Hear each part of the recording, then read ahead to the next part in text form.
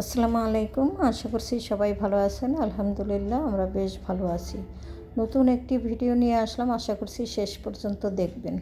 যদি ভালো লাগে লাইক কমেন্ট শেয়ার করে দিবেন, সেই সাথে সাবস্ক্রাইব করে আমার পাশে থাকবেন। খুব ভোরে ঘুম থেকে উঠেছি। গতকাল ভেবে রেখেছিলাম আজকে খুব ভোরে উঠেই কাজকর্মে লেগে পড়ব। তো সেই ভেবেই আমি কিন্তু কাজকর্মগুলো শুরু করেছি। ভিডিওটি যদি শেষ পর্যন্ত দেখেন তাহলে বুঝবেন যে কাজ মানে কত প্রকারের আছে এবং কি কি। তো সেই সমস্ত কাজই আজকে আমি ভিডিওতে শেয়ার করেছি। প্রথমে উঠে বিছানাপত্র একটু টানটুন করে নিলাম। তারপরে বারান্দা থেকে গতকালকে ধুয়ে রাখা কিছু কাপড় এনে এই তো দেখতেই পাচ্ছেন ভাঁজ করে নিয়েছি। আর সেই সাথে দেখিয়ে দিয়েছি নিচে কিন্তু অনেকগুলো কাপড় ফেলে রেখেছি, সেগুলো ভিজিয়ে আজকে আবার ধুয়ে নেব। তো কাপড় খালি রোদ দিয়ে শুকিয়ে আনলেই কিন্তু হয় না, তা কিন্তু ভাঁজ করা অনেক একটা কাজ। এটাও কিন্তু একটা বিশাল কাজ আমার মনে হয়। ধোয়া এবং রোদে শুকিয়ে তার চেয়েও মনে হয় ভাঁজ করাটা বেশি একটা বিরক্তিকর বিষয় বা অনেকটা সময়ের ব্যাপার। তো সেই কাজগুলো মোটামুটিভাবে করে নিলাম। আর শীতের সময় কিন্তু যত কাপড়ই ধর না কেন এক রোদে কিন্তু শুকাতে চায় না, 2 দিন লাগে। তো সেই হিসাবে আমি কিন্তু কাপড় ধুয়ে আজকে দিয়ে থাকি, আগামী কালকে বিকেলে এনে বা দুপুরে এনে ভাঁজ করে রাখি। এই যে দেখতেই পাচ্ছেন এই সোয়েটারটা কিন্তু আমার অনেক আগের এবং আরও 2-3টা সোয়েটার আছে। তবে আমি কিন্তু একদম নর্মাল একটা সোয়েটার সবসময় পরে থাকি। এটা পরে আমি কিন্তু রাতে ঘুমাই এবং দিনের বেলাতেও পরে থাকি। কোথাও বাহির হলে তারপরে কিন্তু আমি অন্য জ্যাকেটগুলো পরে থাকি। আর দেখতেই পাচ্ছেন আমি কিন্তু অফ ক্যামেরাতে যেই কাপড়গুলো নিচে পড়েছিল সেই কাপড়গুলো কিন্তু সমস্ত সব ভিজিয়ে দিয়েছি। ওই কাপড়গুলোও কিন্তু আমি আজকেই ধুয়ে নেব। কাপড় ভিজিয়ে তারপরে চলে আসলাম ছোট ছেলের রুমে। দেখতেই পাচ্ছেন বিছানাপত্র শীতের সময় কত ধরনের এলোমেলো থাকে। তার উপরে ছেলের যত কলম, বই, খাতা, ল্যাপটপ যা কিছু আছে না কেন শীতের জন্য একেবারে বিছানাতেই উঠিয়ে নেয় এবং কম্বলের নিচে বসে বসেই যা করার কাজকর্ম করে। তো যাই হোক, সেগুলো টুকটাক করে আমি কিন্তু গুছিয়ে রেখে তারপরে আর বিছানাটা একটু ঝেড়ে ঝুড়ে পরিষ্কার করে দিলাম। শীত বলে কথা। তো এখন কিন্তু জানুয়ারি মাস, ডিসেম্বর মাসে কিন্তু ছেলেরা মোটামুটি বাসায় ছিল, তেমনভাবে বিছানাপত্র কিন্তু পরিষ্কার করা আপনাদের সাথে শেয়ারও করতে পারি না বা করতেও পারি নাই। তো এখন তো জানুয়ারি পড়ে গেছে, তো ছেলেদের বাইরে কাজকর্ম শুরু হয়ে গেছে, তাই তো ছেলেরা বাসায় নেই আর আমি বিছানাপত্রগুলো ভাঁজ করতে সুবিধে পেয়েছি এবং যে প্রত্যেক দিন সকালবেলায় আমি কিন্তু এই কাজটা করে নিই। এই তো ছোটো ছেলের রুমটা তো গুছিয়ে দিলাম, তার নামাজটাও খুব সুন্দর করে গুছিয়ে রেখে দিলাম, কেননা ছেলে যত যাই করুক নামাজটা তো ঠিকঠাক পড়তে হয়। তো এখানে আমি নামাজটা আমার পাশে নিয়ে যাবে, ওর নামাজটা আমি ওর আলমারির ভিতরে রেখে দিয়েছি। তো ঘরবাড়ি সমস্ত সব কিছু গুছিয়ে তারপরে চলে আসলাম আমি নাস্তা করার জন্য। এখন হাজব্যান্ড বাইরে চলে যাবে আর আমার এত ধরনের কাজকর্ম দেখে আমার হাজব্যান্ড কিন্তু মানে অবাক হয়ে যাচ্ছে যে এত ভোরে উঠে তুমি কেন এত ধরনের কাজকর্ম শুরু করে দিয়েছো। তো আমি বললাম প্রতিদিনই তো এত সব কাজ করি, হয়তো বা তোমাদের আগে পরে করি, তাই তো তোমরা দেখো না। তো মনে হয় যেন কাজ কমই করি, কিন্তু আসলে না, আমরা কিন্তু বাসায় বসে এত ধরনের কাজই কিন্তু আমাদেরকে করতে হয়। তো খাওয়া দাওয়া শেষ করেছি সকালবেলার, তারপরে চলে আসলাম প্লেট বাটিগুলো ধুয়ে রাখার জন্য। তো প্লেট বাটি তো ধুয়ে নিব, এই যে দেখতেই পাচ্ছেন এসে পড়েছি। শীত বলে কথা, তারপরেও কিন্তু এই তিন বেলাতে এই কাজটা করে নিতে হয় আমাদের। তো কিছু করার নেই। আমি এখন এক এক করে সমস্ত প্লেট বাটিগুলো ধুয়ে তারপরে সুন্দর করে রান্নাঘরটা ক্লিন করে তারপরে চলে যাব বাকি কাজকর্ম করার জন্য। রান্নাঘর ক্লিন না থাকলে আমার নিজের কাছে তো মোটেও ভালো লাগে না, আর রান্না করতে আসলেও আশপাশ ছড়িয়ে ছিটিয়ে থাকলে কাজ করতেও সুবিধা হয় না। তো সবসময়ই তো এই কাজটা করে থাকি। এই তো দেখতেই পাচ্ছেন খুব সুন্দর করে রেখেছি এবং পাশাপাশি এক পাতিল পানিও কিন্তু আমি ফুটতে দিয়েছি। এখন অফ ক্যামেরাতে কিন্তু সমস্ত কাপড়গুলি আমি ধুয়ে নিয়েছি, কেননা হাজব্যান্ড আবার নিচে গিয়েছিল, সেখান থেকে কিছু টুকটাক বাজার এনেছে, সেই বাজারগুলোও আপনাদের সাথে আমি শেয়ার করব। তো ভাবলাম যেহেতু কাপড় ধুয়ে ফেলেছি, তো আমি একটু কাপড়ে কিন্তু সবসময়ই মার দিয়ে থাকি, কাপড় বলেন, বিছানার চাদর, এবং সেই সাথে হলো টুকটাক আমার ওড়না, মানে সালোয়ার কামিজ, এগুলো আমি কিন্তু মার দিয়ে রাখি, যেটা যতটা সম্ভব। যেমন ধরেন ডাইনিং টেবিলের ম্যাটগুলো, ওগুলোও কিন্তু আমি মার দিয়ে তারপরে হালকা পাতলা আয়রন করে তারপরে আবার বিছাই। কিন্তু সমস্ত সব কিছু তো আর আপনাদের সাথে শেয়ার করা হয় না, তো আজকে ভাবলাম আপনাদের সামনে একটু শেয়ার করি, কেননা এইভাবেই কিন্তু আমি আমার যত সুতি থ্রি পিস আছে সবগুলোই কিন্তু আমি মার দিয়ে তারপরে তুলে রেখে দিই। তবে কড়া রোদ থাকলে ভালো হয়, এখন তো শীতের সময়, সে কাপড়গুলো একটু নরম থাকে, আর যদি রোদ হয় তাহলে একদম মানে মুচমুচা হয়ে থাকে। যাই হোক, তারপরেও কোনো সমস্যা নেই, এই তো মার দিয়ে তারপরে আমি কিন্তু আমার ওই মারের যে মাটির হাঁড়ি, সেটা আমি খুব সুন্দর করে ধুয়ে রেখে দিলাম।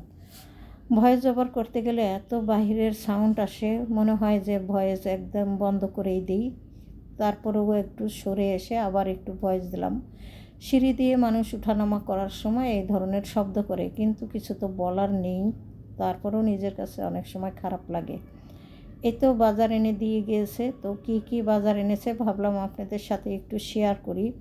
এখানে বেশ কিছু কাঁচা বাজার এনেছে, মাছ এবং মাংস বাজার আগেই করা হয়ে গেছে, তো টুকটাক সেগুলো গুছিয়ে রেখে দিয়েছি ফ্রিজে। এখন কাঁচা বাজার এনেছে। শীতের সময় বেগুন না আনলেই না, কেননা বেগুন দিয়ে সব কিছু খেতে ভালো লাগে, মাছ রান্না, ভাজা এবং সেই সাথে ভর্তা। বেগুন কিন্তু আমাদের বাসায় থাকলে ভালোই হয়, তবে আগে যতটা বেগুন খেতে পারতাম এখন আসলে ওইভাবে খাওয়া হয় না, কেননা অ্যালার্জির সমস্যা আছে প্রত্যেকটা মানুষেরই। তো কি বাজার এনেছে আপনারা তো দেখতেই পেলেন। এখানে মিষ্টি কুমড়া, সেই সাথে এনেছে শিম, আরও এনেছে ওই যে দেখতেই পাচ্ছেন একদম বিরাট এক বাঁধাকপি, মানে পাতাকপি এনেছে। তো পাতাকপিটা তো আর আমি ফ্রিজে রাখবো না, ওটা আমি নিচেই রাখবো। পাশাপাশি এনেছে ধনিয়া পাতা, পালং শাক, তো এগুলো তো বেছে কুচে নিতে হবে, কেননা এইগুলো বাছতে গেলে অনেকটা সময় লাগে, তো রান্নার আগেই কিন্তু এগুলো বেছে কুচে ঠিকঠাক করে নিলে ভালো হয়। আর শাকগুলো কেটে বেছে আমি কিন্তু একটু পানি দিয়ে ভিজিয়ে রাখবো, এতে করে যত বালু আছে সব নিচে পড়ে যাবে, আর শাক 2-3টা ধোয়া দিলেই একদম ফ্রেশ হয়ে যাবে। তো যাই হোক, এখানে আমি কিন্তু শাক আর ধনিয়া পাতাগুলো বেছে নিলাম, এখন আমি খুব সুন্দর করে শাকগুলো কেটে নেব। তো এই যে দেখতেই পাচ্ছেন, সমস্ত বাজার গুছানোর পাশাপাশি কিন্তু রান্নার জন্য প্রসেস করে নিয়েছি যে আজকে কি রান্না করা যায়। আজকে বাঁধাকপি রান্না করব, সেই সাথে বেগুন ভাজা করব, আর ধনিয়া পাতা ভর্তা, আর হলো একটুখানি মাংস রান্না করব, মাছ ভাজা করব। তো টুকটাক করে মোটামুটি সব কিছুই কিন্তু গুছিয়ে নিয়েছি। আর এখন হলো আমি শাকটা একটু ভিজিয়ে রাখবো। তো দেখতেই পাচ্ছেন, একটা বেগুন ছিল আগের, সেই বেগুনটা আগেই কেটে নিলাম, কেননা তা না হলে নষ্ট হয়ে যেতে পারে।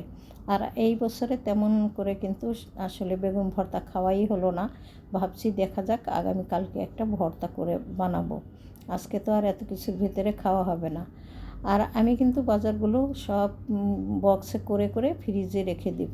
তো বক্সে একটু গুছিয়ে রাখার মুহূর্তেই কিন্তু বুয়া এসে পড়েছে, উনি আবার কাজ করতেছে। তো কাপড় চোপড় ধোয়া হয়ে গেছে, এদিক থেকে ঘর ঝাড়ু দেওয়া, বিছানা ঝাড়ু দেওয়া, সমস্ত কাজ আর কি শেষ।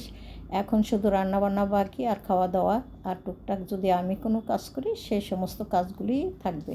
তো বুয়াকে তো আর ওইভাবে আমি আসলে দেখাই না ভিডিওতে, আজকে একটুখানি কেমনে যেন ভিডিও হয়ে গেল, আর আপনাদের সাথে শেয়ারও করে দিলাম। এই যে আগেই কিন্তু মাছ মাংস আমি বের করে রেখেছিলাম, এখানে আসলে কলে পানি ছিল না, সে কারণে মাছগুলো একটু ভিজতে সময়ই লাগলো। তো সব বাজার গুছিয়ে ফ্রিজে রেখে দিলাম, দেখতেই পাইলেন কিভাবে রাখি। আর বড় জাম্বো যে বাঁধাকপিটা আছে ওটা আমি আসলে নিচেই রেখে দেব, কেননা এত কিছু ফ্রিজে রাখার কোনো দরকার নেই। শীতের সময় কিন্তু কোনো জিনিসই নষ্ট হয় না। আগে কিন্তু ফ্রিজ যখন না ছিল, মানুষ কিন্তু 2 সপ্তাহ পর্যন্ত বাজার বা তরি তরকারি সব কিছুই কিন্তু বাইরে রেখে খেত।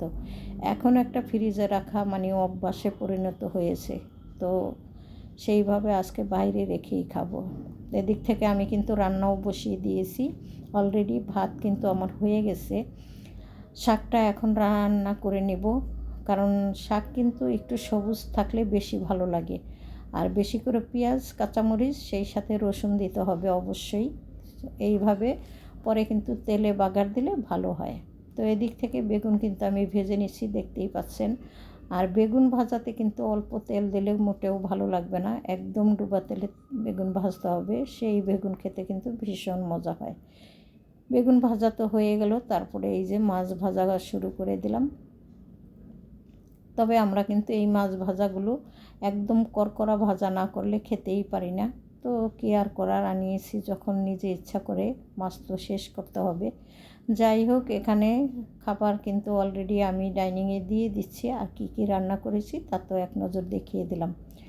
এত সব কাজ করতে গিয়ে আমার কিন্তু রান্না করতে মোটামুটি ভালো দেরি হয়ে গেছিলো, আর ছেলেদের ভীষণ ক্ষুধাও লেগে গিয়েছে।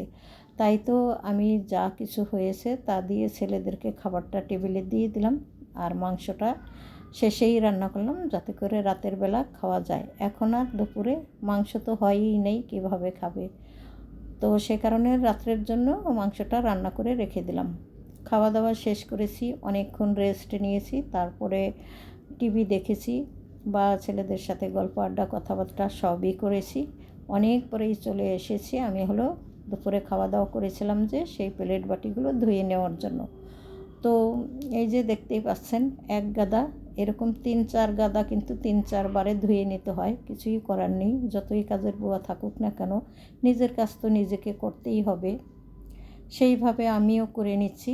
তো প্লেট বাটিগুলো ধুয়ে আগে স্থান মতো রেখে দিলাম, আর তারপরে চলে আসলাম পাতিলগুলো ধুয়ে নেওয়ার জন্য। এই যে দেখতেই পাচ্ছেন পাতিল ধুয়ে নিচ্ছি। আসলে আমি একজন আলসেয়া মানুষ, বা বলেন একদম মানে কী বলবো নিজেকে, আমি ভাষা খুঁজে পাচ্ছি না। কেননা এই ধরনের পাতিল আমার অনেক আছে, আর আমার নতুন নতুন কড়াইও আছে, কিন্তু কড়াইগুলো বেশ বড়। একটা সময় এমন দিন ছিল যে 2টা মুরগি ছাড়া কখনোই এক বেলাতে রান্না হতো না। সেই হিসাবে সেই কড়াইগুলো কিন্তু আমি রেখেই দিয়েছি। তো সেই কড়াইতে তো আর অল্প রান্না হয় না, সেই হিসাবে আমি পুরানো কড়াইতেই রান্না করে আপনাদের সাথে শেয়ার করছি। তো ইচ্ছা আছে 2টা কড়াই কিনবো, কিন্তু কেনা হচ্ছে না। শীতের জন্য আমিও বাইরে যাচ্ছি না, হাজব্যান্ডও ইচ্ছা করে একা একা আনছে না। সেই হিসাবেই পুরানো কড়াইগুলো দিয়েই কিন্তু আপনাদের সাথে রান্না চলছে। তো বিকেলবেলা এখন অনেকক্ষণ পরেই কিন্তু একটু চা খাবো। তো রং চা বানিয়ে নিলাম, 3 মা ছেলে খাবো। সেই সাথে আপনাদের কাছ থেকে বিদায় নিব। সবাই ভালো থাকবেন, আমার পাশে থাকবেন। এই তো চলে আসছি খাওয়া দাওয়া শেষে কাপেরিজগুলো ধুয়ে নিতে। তো ধুইলেই আমার কাজকর্ম শেষ আজকে দিনের জন্য। রাতে শুধু একটু ভাত রান্না করে নেব। ভুল ত্রুটি ক্ষমা সুন্দর দৃষ্টিতে দেখবেন, সেই সাথে সাবস্ক্রাইব করে আমার পাশে থাকবেন, কমেন্টস করে জানাবেন ভিডিও কেমন হলো। আল্লাহ হাফেজ, আসসালামু আলাইকুম।